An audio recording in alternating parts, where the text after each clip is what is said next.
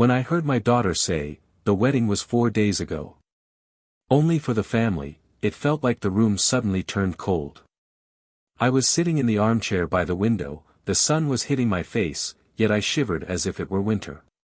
Somewhere outside, a motorcycle roared past, slicing through the silence, and I suddenly realized this wasn't some misunderstanding. It was a sign that something in my home had finally broken for good. I asked again. "What do you mean, only for the family?" She turned to the wall and started fixing the pillow, as if the conversation didn't matter. She spoke quietly, but firmly. "That's how they decided. It was their agreement. Their agreement. And what am I then? I'm not an outsider. I'm the father." I still remember her childish laughter in the backyard, how she fell from the swing and I caught her in my arms. And now, a wedding without me. I knew someone's hand was behind this. No one erases a father from such a day just like that. I realized whom I had underestimated, but I stayed silent. The next morning I sat at the kitchen table. There was a half-finished cup of coffee, the one my wife had made yesterday. I noticed how she avoided my eyes. Instead of sitting across from me, she picked up a newspaper and stood by the sink. "You knew?" I asked, trying to keep my voice steady. She pretended not to hear. Just flipped a page. And then I understood, yes, she knew. "Why didn't you tell me?" I raised my voice. She set the paper on the table and said, coldly. "Because you would have ruined everything again." That was the blow. Not because the words were harsh. But because they sounded rehearsed, as if someone had coached her to repeat them in case I started asking questions. I had one day to turn everything upside down. That same evening, I sat on the porch, watching the light fade. The air smelled of smoke from the neighbor's fireplace. I turned my phone in my hands, deciding who to call first. I needed the truth, not versions. And most of all, I needed to know why it was me they erased. I dared to dial my best friend's number. He was always closer to family matters than I was myself. We talked for a long time. He stumbled over his own words, excusing that, it was small, nothing big, and then he snapped and said, "Sorry, I can't talk about this." And that's when I heard the phrase after which there was no way back. "Talk to your wife. She'll explain better." I realized the key wasn't in my daughter, nor in my friend. She, my wife, held the answer. And so, on the second day after that conversation, I came to her without emotion. My voice was dry, like metal. "You're going to tell me the truth. Why wasn't I at the wedding?" She looked me straight in the eyes, and I saw something new there, not guilt, not fear, but certainty. She said, "Because you're no longer part of this circle." At that moment I felt I had lost not just a day, not just an event, but a whole line of my life. And it was then that I made a decision that would split our month in half. On the third morning I woke up earlier than usual. The house was silent, but that silence felt staged, as though everyone was waiting to see what I'd do next. The air in the bedroom was heavy, the faint smell of my wife's perfume still lingered on the pillow beside me, though she had already left. She hadn't kissed me goodnight the evening before, a detail small enough to dismiss, but I held on to it. Those details matter when you're being pushed out of your own family. I walked into the kitchen. A note was on the counter. Just one line, "Don't start this again." No name. No greeting. Just an order. My own house had become hostile territory. I needed answers, but more than that, I needed witnesses. People who had been there, people who had seen my absence as much as they had seen the vows. So I started calling. The first was my nephew. He hesitated, his voice shaking. "Uncle, it wasn't my decision. I thought you'd be there." He stopped himself halfway through, then blurted, "I shouldn't have said that," and hung up. That slip, "I thought you'd be there," was enough. Someone had lied, not just to me, but to the others. Someone had told them I had chosen not to come. I realized then, the betrayal was deeper than exclusion. It was a rewriting of the story, with me erased by design. That afternoon I drove to the edge of town, to the diner where my daughter used to work summers. I knew the waitress there still remembered me, and gossip traveled fast in small places. She poured my coffee and leaned in. "Heard about the wedding," she said, almost apologetically. "Biggest surprise was not seeing you walk her down the aisle." I clenched the cup so hard my hand burned. "What did they tell people?" She hesitated, glanced over her shoulder, and whispered, "That you refused. That you couldn't handle it." That was the moment I understood the scale. This wasn't just family drama. This was character assassination. And the person capable of spreading such a lie wasn't my daughter. It was someone closer. Here I made a mistake that would cost me. I went home and confronted my wife directly, without proof, only suspicion. She was folding laundry in the living room when I entered. I didn't sit. I didn't soften my voice. "You told them I refused, didn't you? You told them I wasn't man enough to face it." She didn't flinch. She didn't even raise her head. She just kept folding, one shirt after another. And then she said, "If that's the story they believe, maybe it's the one you've earned." That cut deeper than any admission. She didn't deny it. She didn't confirm it. She put the weight of guilt back on me, as though years of being the father, the provider, the steady hand, meant nothing. I left the room without another word. But in that silence, I realized something: she wasn't acting alone. The next day I took a walk down by the river. Needed clear air, space to think. The water was dark, moving slow, but steady. I thought about the years I had given to this family, birthdays, holidays, the endless sacrifices, and how quickly a narrative can erase all of that. And then the question hit me: who benefits most from my absence? It wasn't my daughter. It wasn't even my wife. The groom. It was the groom who gained by keeping me away. He'd have the stage unchallenged.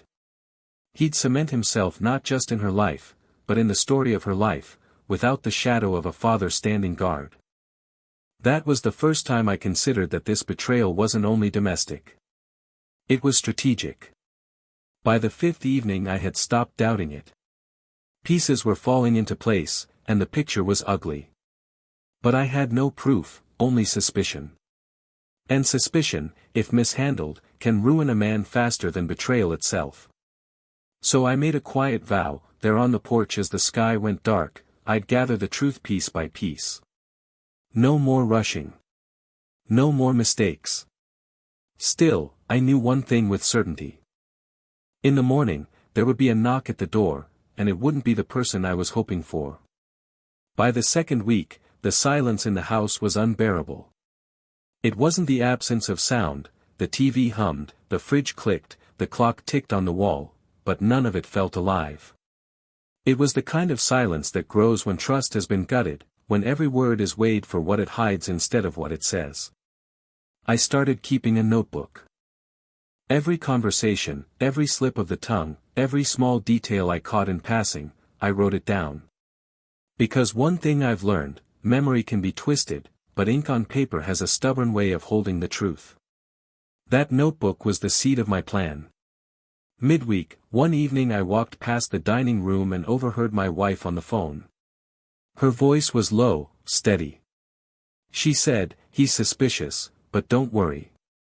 He won't risk breaking her heart further." That was my proof. Not everything, but enough. She was shielding someone. The groom. I stepped back into the hallway before she noticed me. My fists tightened at my sides. I understood, at last, why she stood so firm against me: she had chosen him over me. Not just as her daughter's husband, but as an ally. And that left me in the cold. Here's the dilemma that began eating at me: do I confront them and risk being painted the villain, or do I move in silence and let the truth corner them? I chose silence. 2 days later I drove to a small bar on the edge of town. Not a place I ever went, but one I knew he frequented, the Groom. I watched from the back booth as he laughed too loud with his buddies, his hand already on another woman's back, sliding lower than it should. The bile rose in my throat. This was the man they had chosen over me.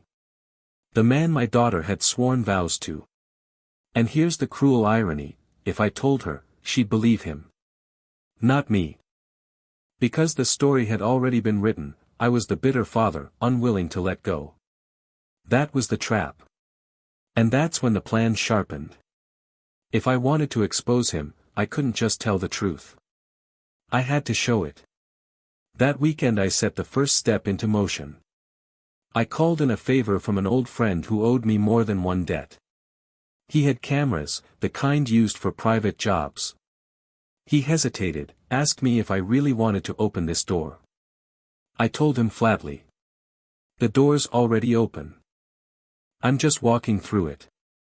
He gave me the equipment, and I felt the weight of the choice settle in my hands. This was the line I was crossing, from suspicion to action. I placed the cameras not in my house, but near the bar. Quietly. Carefully. Watching. Within 2 nights, they caught what I had seen with my own eyes, the Groom, in a booth, his lips on someone else's. I remember sitting at my desk, watching that grainy footage replay, my heart steady, my breathing slow. It wasn't joy. It wasn't even relief. It was inevitability. And yet, I hesitated. Because here was the question clawing at me, if I reveal this, do I save her, or destroy her? That's the cruel part about truth. It doesn't come without casualties. So I did nothing. For now. I let the tape sit in a locked drawer. Because I knew something my wife and her new ally hadn't considered, every secret has a shelf life. And when it expires, it poisons everyone who touched it. By the end of that week, I wasn't just the father left out of a wedding. I was a man holding evidence that could shatter their alliance. And once I made the choice to use it, there would be no way back. I accepted that. Quietly. The footage burned in my mind. Every night I replayed it, the grainy image of him kissing a woman who wasn't my daughter. And every night I asked myself the same question, was it worth the cost of showing her? I carried that tape around like a stone in my pocket. Heavy. Cold. Knowing it could break her world in an instant. But what about mine? I had already been erased, excluded, humiliated. The only power I had left was the truth. And then came the moment I could no longer hold it back. One evening that week my daughter came by the house. She rarely visited anymore, but she stopped in, just to check. She smiled politely, her eyes scanning the room as if she were a guest. My own daughter, careful not to linger. We sat in the living room. I poured her tea, but my hands shook. She noticed, of course. She always noticed things. Dad, are you okay? She asked softly. I wanted to tell her everything right then. But the memory of my wife's voice on the phone stopped me. He won't risk breaking her heart further. That was the wall built against me. So instead, I asked. Does he make you happy? Her eyes lit up. Not with conviction, but with hope. The kind of hope that blinds people to cracks in the foundation. She said, yes. He's good to me. And that was when I knew, if the truth was going to surface, it couldn't come from me. She'd never believe it. It had to be undeniable, irrefutable. Here I made the decision that would shift everything. 2 days later I went to see my wife's sister. She'd never hidden her dislike for the Groom. Too polished, she always said. Too quick with the compliments. I placed the tape on her kitchen table without a word. She looked at me, then at the device, then back at me. What's this? It's what you've been suspecting, I answered. Only worse. She played it. And as the image unfolded, her hand went to her mouth. She didn't need me to explain. She understood immediately. Does she know?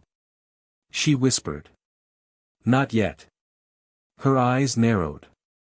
And you gave it to me, why? I leaned forward. Because if it comes from me, I'm the bitter father. If it comes from you, it's the truth. She didn't reply right away. But she nodded. And in that nod, I knew the fuse had been lit. By midweek, the explosion came. My daughter stormed into the house, eyes red, voice shaking. She didn't even close the door behind her. Why didn't you tell me? She shouted. I looked at her, steady. Would you have believed me? She froze. Tears spilled, but she didn't answer. Because she knew the truth of it. Then she said the line that cut me in half. They told me you hated him. That you would invent anything to tear us apart. There it was. The full extent of their betrayal. My wife and the groom, hand in hand, rewriting me as the villain in her story. And now the script had flipped. That evening, after she left in tears, my wife finally spoke. She stood in the doorway, arms crossed, no sign of shame in her face. You think you've won, don't you? Showing her that tape. But all you've done is prove them right. You're a man who couldn't let go. I didn't raise my voice. I didn't move toward her. I just said, flat as stone. No. I'm the man who still tells the truth, even when it costs him everything. She glared at me, but in her silence I saw fear for the first time. Not because of what I'd done, but because of what might come next. By the end of that week, the lines were clear. My daughter was shattered, her marriage barely a week old and already poisoned. My wife stood firmly with him, defending, excusing. And me? I had stepped fully into the role they had written for me, the antagonist. But here's what they forgot, an antagonist is also the one who holds the power to end the story. And I had already decided how. The air in the house grew heavier after the reveal. My daughter stopped calling. My wife moved through the rooms like a guard, not a partner, watching me more than speaking to me. Even the neighbors sensed it, their hellos turned stiff, their waves shorter. That's how betrayal works, it stains not just your home, but the ground around it. I had made one thing clear in my own mind, if they wanted me painted as the villain, then I'd use that mask to my advantage. Because a man without a role to protect has nothing to lose. And nothing to lose is a dangerous place to stand. That Thursday evening I drove past the groom's office. A modest building, always too empty at night. And sure enough, there was his car. Not parked where the employees left theirs, but tucked off to the side, hidden from the street. I waited. Watched. At 9:17, he came out. Not alone. A woman followed, laughing, her hand brushing his arm like she'd done it 100 times before. They didn't see me, of course. But I saw them. And this time I didn't just see, I documented. Photos, clear, undeniable. I could have sent them straight to my daughter. But not yet. Timing mattered. I wanted him to know that I was watching. That his comfort zone was gone. The next day I placed the pictures in a plain envelope and slid it under his office door. No note, no threat. Just the evidence. That was the first strike. Quiet, sharp. By evening, I heard the rumble. My wife stormed into the living room, her face pale but her voice seething. What did you do? She spat. I didn't answer. I didn't need to. She paced, shaking her head. You're going to ruin her life. I looked at her with a calm I didn't know I still had. No. He already ruined it. I'm just making sure she sees it. Her eyes darted, not at me, but inward, to some fear she couldn't name aloud. And in that moment, I realized she wasn't only protecting him for our daughter's sake. She was protecting herself. That was the missing piece. Saturday night, the storm broke. My daughter appeared at my doorstep, trembling, photos clutched in her hand. "He said you faked them," she whispered. "He said you're obsessed." Her eyes begged me to tell her otherwise. I said nothing. Instead, I led her to the desk, opened the drawer, and pulled out the tape. I placed it next to the photos. Two truths, heavy and undeniable. She pressed her hands to her face and crumbled into the chair. Why would she defend him? She asked through tears. And that was the question I had been waiting for her to ask. Because the answer would cut deeper than she imagined. The next morning the groom came to the house. Not alone, my wife was with him. They stood side by side on my porch, united. He spoke first, slick as ever. "This has to stop. You're tearing your family apart." I let him finish, then turned my eyes to her. "Tell me, how much did you know? From the start?" Her jaw clenched. She didn't reply. That silence was all my daughter needed. She stepped out from behind me, her face pale, her voice breaking. "You knew. You knew and you let me marry him." My wife finally spoke, desperate, raw. "Better him than no one." The words hung in the air like smoke. That was her truth, not love, not loyalty, but fear of emptiness. And my daughter? She looked at her mother, then at me, then at him, and I saw something in her break that wouldn't mend. By the end of that week, the war lines were carved deeper than ever. My daughter moved out of their house. My wife stayed loyal to him, even as the evidence piled higher. And me, I had become the witness, the one who had forced the truth into daylight. But truth doesn't end battles. It only sharpens them. And I knew the counterstrike was coming. By the final week, the house no longer felt like a home. My wife had moved into the guest room, though she carried herself as if it were me who had been exiled. My daughter hadn't returned since the confrontation, and the phone calls stopped altogether. Even the family dog lingered by the door more than by my side, as if he too sensed the fracture that cut through us. The quiet was thick, suffocating. But it wasn't the kind of silence that heals. It was the pause before something snaps. And I knew, the snap was coming. That Friday night, it did. A knock at the door, heavy, deliberate. I opened it to find the groom, alone this time. His eyes were sharp, his smile rehearsed. "You've made your point," he said. "You've ruined her illusion. Now stop." I stood in the doorway, not moving aside. She deserved the truth. He leaned closer, lowering his voice. "You think you've protected her. But all you've done is leave her alone, broken, and doubting everyone. She'll never forgive you for that." I let him talk, let him believe his words cut. But then I said, evenly. "She might never forgive me. But one day she'll thank me. And you'll still be what you've always been, a liar who couldn't keep his mask straight." His jaw tightened. For a moment, I thought he might swing at me. But instead, he stepped back and hissed, "You've made an enemy." I didn't flinch. "No. You already were." 2 days later my daughter finally called. Her voice was steady but stripped of warmth. "I don't know who to trust anymore, Dad. Not him. Not Mom. Not even you." The word stung, but I didn't argue. Trust is earned, not begged for. I simply told her. Don't trust anyone's story. Trust the evidence. Trust your own eyes. There was silence on the line, then a whisper. "I don't know if I can." And then she hung up. That was when I understood the cost of what I'd done. I hadn't just exposed a liar.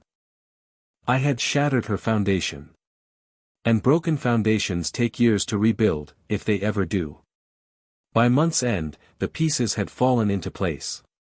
My wife had chosen her side fully, she stood with him, not with me. My daughter lived in the in-between, floating in a space where trust no longer anchored her.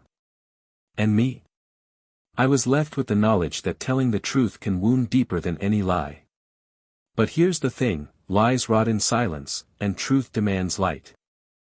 Sooner or later, someone had to strike the match. That someone was me. The night before the calendar turned, I sat alone on the porch. The air was cool, the cicadas humming their endless chorus. I thought about all I had lost in those 30 days, the wedding I never attended, the wife I no longer knew, the daughter who now looked at me with suspicion instead of certainty. And yet, beneath the weight of it all, I felt something close to clarity. Because betrayal has a price, and sometimes the only way forward is to pay it yourself. I'll leave you with this: when family closes ranks against you, you learn quickly who you are without them. And once you know that, they can't take it away again. I've thought long and hard about whether there's anything left to say after those 6 acts. It felt like the story was complete, the betrayal revealed, my daughter shattered, my wife choosing another man over her own husband. But time passes, and even wounds that seemed fatal begin to cover with a thin skin. That's not healing. It's more like a scar that never lets you forget where the blade struck. The first weeks after that month were the worst. The house felt like a station where all the trains had left and no passengers returned. I'd wake up in the morning, make coffee, listen to the news, everything seemed ordinary, except the people I had lived for decades with were absent. The chairs at the table weren't just empty, they were stripped of connection. And every time I scrolled past wedding photos of other families, my chest tightened, my face would never be in one of those pictures. I didn't call my daughter, I decided to give her space. She didn't call me either. We seemed to be standing on opposite sides of a river, me on one bank, her on the other, with the water between us carrying not just grievances but the truth that could never be drowned again. One day, a few months later, I gathered the courage to attend a service at the local church. Not out of faith, but from a need to sit among people who didn't know this story. I sat in the back row, listening to a sermon about forgiveness, and caught myself unable to even whisper that word without bitterness. How do you forgive someone who cut you out of your own child's life? How do you forgive a daughter who didn't fight to keep you there? But in that quiet, I understood something: forgiveness wasn't for them. It was for me. Because every day I carried that hatred, it showed in my back, in my chest, in my dreams. I made a decision: would not forget, I would not accept, but I would free myself from its weight. With my wife, we never spoke openly again. She lived in her corner of the house, I in mine. Strangely, we became more like neighbors who happened to share an address. She still saw him, the son-in-law I would never call mine. She tried to hide it, but I knew. I no longer spied, no longer searched for proof. I simply accepted: her choice had already been made, and it wasn't me. One evening she said, "We could start fresh, on a clean page." I looked at her and answered, "You already wrote your page. And I'm not in it." After that, she never spoke of a new beginning again. And my daughter? She went through a rough break. I learned in fragments, from others. First she left him, then she tried to go back, but something in her had snapped for good. She aged 10 years in one fall. That was my greatest defeat. The truth I dragged into daylight didn't save her. It only accelerated her pain. But one day, near the end of the year, she called. Her voice was tired, but the anger was gone. "Dad, you were right. I didn't want to hear it, but you were right." I was silent for a long time, listening to her breathing through the line. Then I said only, "I never wanted to be right. I only wanted you to be happy." She visited the next week. We sat in the kitchen, drank tea, and said almost nothing. Sometimes the most important conversations happen in silence. Why am I telling you this? Because people think betrayal and revenge are the beginning and the end. But really, they're only the middle. The real ending comes when you're left face to face with what you build out of the wreckage. And then comes the question: will you keep living inside that pain, or will you use the shards to build a new foundation? I didn't become a hero in this story. And I wasn't a victor. But I stayed honest with myself. And that is worth more than any family photos or wedding speeches. Sometimes, when I sit on the porch and watch the sun slip behind the trees, I wonder, maybe I could have stayed quiet. Let her live in the illusion a few more years. But eventually she would have fallen anyway, harder and later. And I'd be standing there asking myself, why did I stay silent? That's the price. And that's the answer. Truth doesn't make people happy. It makes them free. And freedom always hurts at first.